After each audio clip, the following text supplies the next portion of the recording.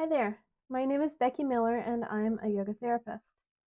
Change is scary and most of us avoid it as much as possible. Sometimes, though, you really need to change something, and that's where I come in. I support the process of change in your life.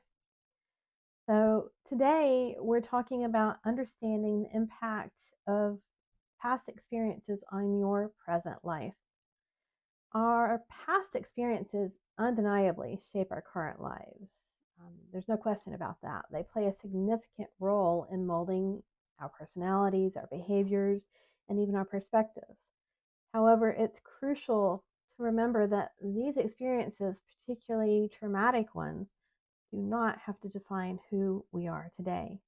Instead, they can act as catalysts for growth and self discovery. So let's take a few minutes to explore how past trauma impacts our lives and how to navigate its layers towards healing and empowerment. So first, let's start with the idea that your past does not define you. Many people kind of struggle with the misconception that enduring trauma makes them flawed or undeserving of happiness. This couldn't be further from the truth. You are not the trauma. Instead, the trauma is an experience that you have lived through. Let me say that again. You are not the trauma. The trauma is something that you experienced. Yes, bad things happen, and when they do, they often leave scars and memories that can affect our day to day lives. Nonetheless, it's vital to distinguish between what happened to you and who you fundamentally are. These experiences are part of your story, but do not dictate your worth or your potential. So, when you start to identify with your trauma, remember that it is a part of your experience and not who you are. I know that's not always easy, but making that distinction is important. It's worthwhile. Let's turn to the layers of trauma. They're complex. Trauma often presents in layers, and I've often heard it described as an onion, with each layer representing a different aspect of the trauma's impact. I see trauma a little bit differently, though. I see it more as a ball of spaghetti. The strands are all kind of intertwined, and when you start to pull on one, it may take you where you didn't expect. Unraveling the effects of your trauma can be like pulling apart that ball of spaghetti. Each time you work with one strand, you're shifting the overall impact of the trauma. You may see yourself, you may see rather unresolved trauma manifest physically. You may see it manifest mentally or emotionally, or maybe all three. You might notice behavior changes that shape your responses in various situations as well. All of this will shift as you begin to unravel that ball of spaghetti that the trauma created. Understanding and healing these layers requires patience. It requires self-compassion and acknowledging that undoing these layers is a gradual process. It's not going to be done all at once.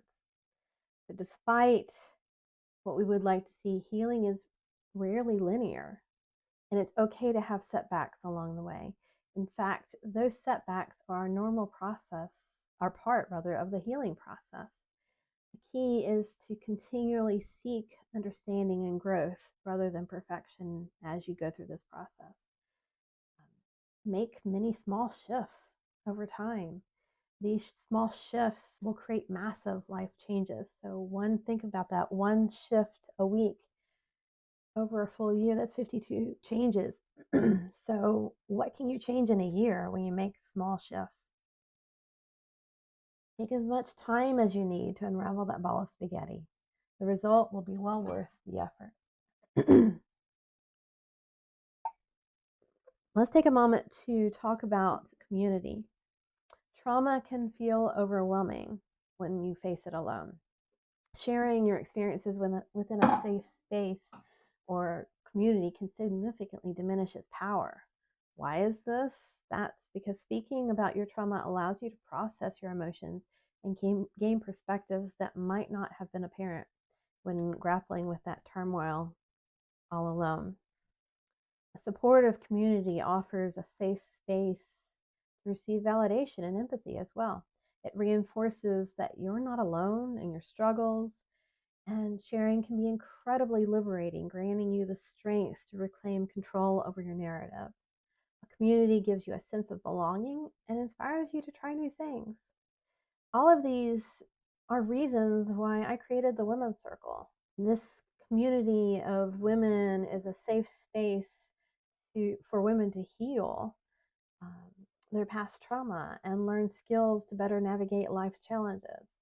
If you don't have a supportive community already, consider joining us in the Women's Circle. You can get more information and even join by going to my website. It's beckymilleryoga.com/TWC for the Women's Circle. So remember, healing is deeply personal and everyone's journey is unique. Some may seek professional help through talk therapy, which can provide structured guidance and tools to process trauma. Others might find solace in art, creativity, or meditative practices that allow emotional expression and peace. Whatever path you choose, I suggest you include a somatic practice as part of your healing process. A somatic practice allows you to include your body as part of the process, and you'll experience a deeper level of healing. Also, allow yourself to explore and discover what truly nurtures your well being. Everyone is different, so only by trying different healing methods will you find the one that genuinely helps you to heal that ball of spaghetti that I described earlier. Ultimately, acknowledging the influence of your past on your present life does not mean residing in it forever. Instead, it can offer a profound understanding of self, of what you've been through. It can promote growth and resilience as well. By embracing the opportunity to learn from past experiences, you empower yourself to build a future marked not by the shadows of trauma, but by the light of healing and hope. Remember, you possess the strength to rise above what happened to you and can shape a narrative reflective of your authentic essence. I believe in you, and I believe in your ability to heal. So, are you ready to start your healing journey? If you are and you don't know where to start, reach out. Check out my website, beckymilleryoga.com. And again, check out the Women's Circle. We have lots of tools in there to help you heal. But that's all I have for you today. I'd love to see you in the Women's Circle. Don't forget to like and subscribe. And I'll see you next time with another tip to live healthier and happier. Bye for now.